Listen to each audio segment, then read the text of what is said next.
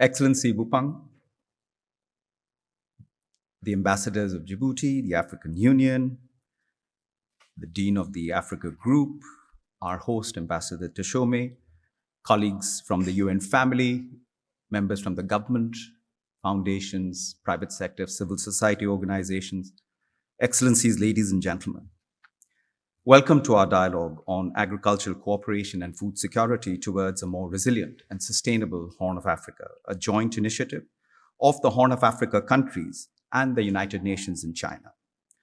I want to offer my sincere appreciation to Ambassador Abdullah Miguel, the Ambassador of Djibouti, for his leadership in convening this important event, and a special welcome to our dear Director General Bupang, who continues to provide important support for China-Africa UN cooperation. But let me start with a story. It's a story from my home country, India, a country that has seen countless hunger-related deaths. I come from the state of West Bengal, which saw the famous Bengal famine of 1943, in which my own family was affected by it. An estimated 3.8 million people perished from starvation, malaria, other diseases aggravated by malnutrition, population displacement, unsanitary conditions, lack of healthcare. Millions were impoverished as the crisis overwhelmed large segments of the economy and catastrophically disrupted the social fabric. Ladies and gentlemen, the effects of this still linger. Scientists have found that people who had been in utero or children in the womb during the famine lingers in their DNA to this day and are at higher risk of premature deaths. In the 1960s, India again was in the grip of a famine, and Lester Brown, an American resource economist, risked his career in 1965 when he advised the then US President Lyndon Johnson to save India from an absolute catastrophe. Nearly 30 million people were at the brink of starvation. Lester Brown had spent his career making shrewd projections about food, water, energy people need to survive, and pushing governments to respond. None of his math brings tears to his eyes except at the time of 1965. He made some calculations advising the President of the United States to save India from a catastrophe. 600 ships of wheat were dispatched from the USA to India, making it the largest movement of grain between two countries in history. The president then charged Mr. Brown with drawing up a bilateral agreement which would cover both his short-term and long-term concerns. President Johnson wanted a policy to solve two problems: avoid the coming disaster, but also set India on a path to independent and stable agriculture. Thanks to the convergence of big data, technology, and innovation, the Green Revolution was started. In fact, the term Green Revolution was that time coined by USAID. And under the leadership of a scientist called Dr. Swaminathan, the father of the Green Revolution of India, it was the first time that high-yield variety seeds were introduced in the Indian agriculture. The main aim of the Green Revolution was to make India self-sufficient when it came to food grains. And then how did this specter of starvation vanish? Largely because of better distribution systems, employment schemes in rain deficit areas injected purchasing power where it was most needed, the slow but steady expansion of infrastructure networks that helped the flow of grain from place A to place B and across the country. The public distribution system was expanded. Hunger remained but did not escalate into starvation, and by 1990s, hunger diminished too. The spread of irrigation stemmed the loss of crops. The share of irrigated area expanded roughly from 1/3 to 55% of total coverage. Earlier, most irrigation were through canals. Then they were replaced by tube wells. Ladies and gentlemen, today with a population of about 1.5 billion, which is steadily overtaking China, India, by and large, is food self-sufficient, having seen the perils of repeated hunger calamities.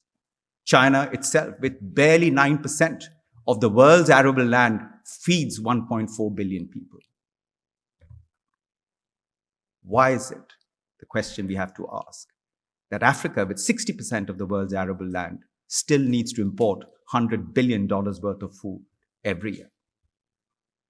So we are facing profound, growing, and interconnected challenges. These challenges are felt actively in the Horn of Africa region, where I've served. I've served in Sudan, I've served in South Sudan, I've served in Somalia, I've served in Kenya.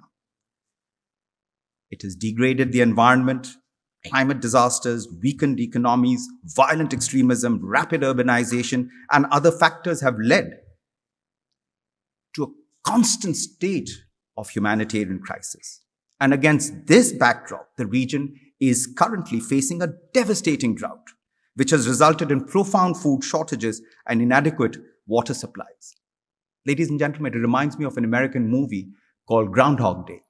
I have been serving in this region since the year 2000, and it has become a repeated phenomena of constant deprivation, constant starvation, constant hunger, and the frequency of the droughts have expanded exponentially.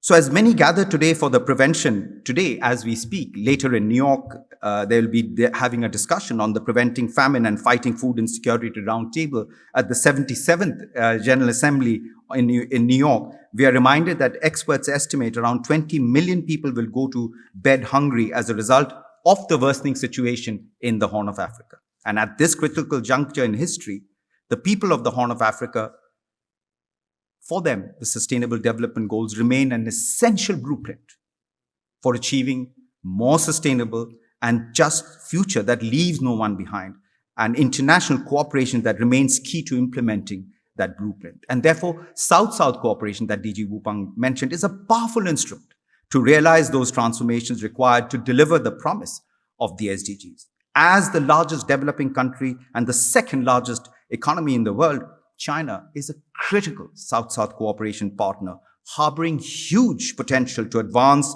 development in the global South.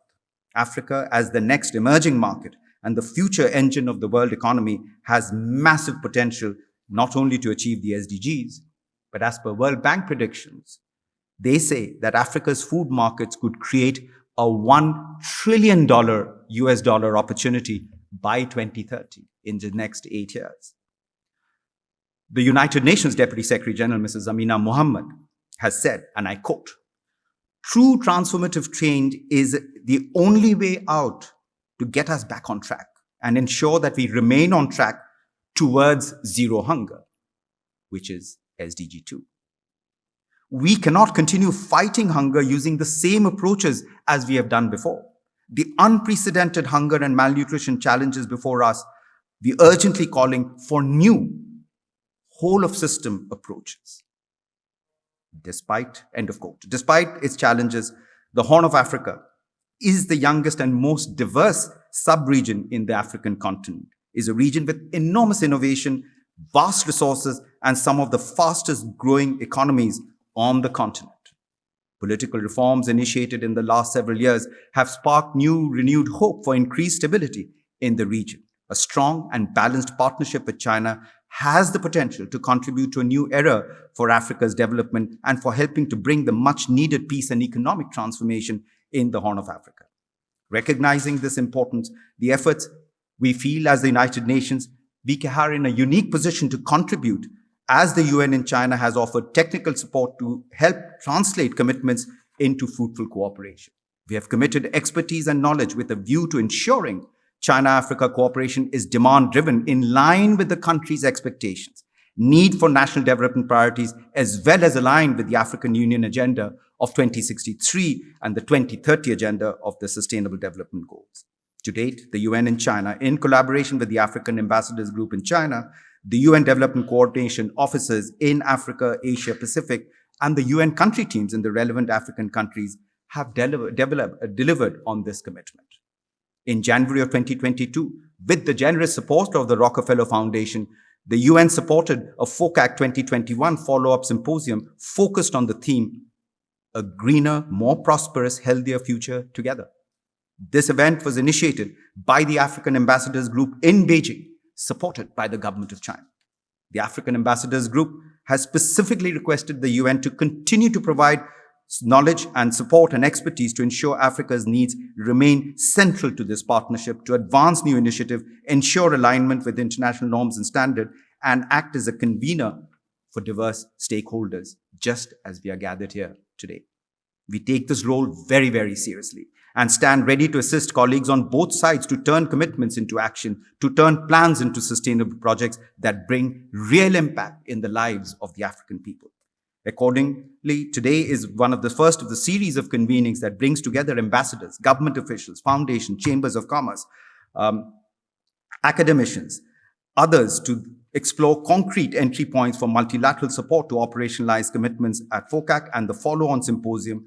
These discussions will indeed coincide and help inform consultations occurring at the country level between the UN representative offices and other stakeholders.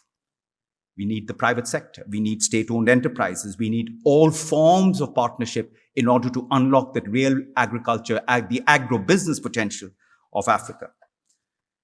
I also want to take this opportunity to welcome the American and the British Chambers of Commerce who've joined us over here, the Chinese Chambers of Commerce who are with us today.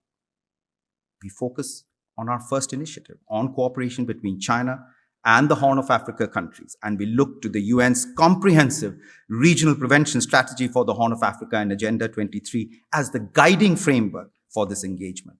In light of the ongoing food crisis in the region, we prioritize a 7-pronged strategy in this and focusing on agricultural cooperation and partnerships.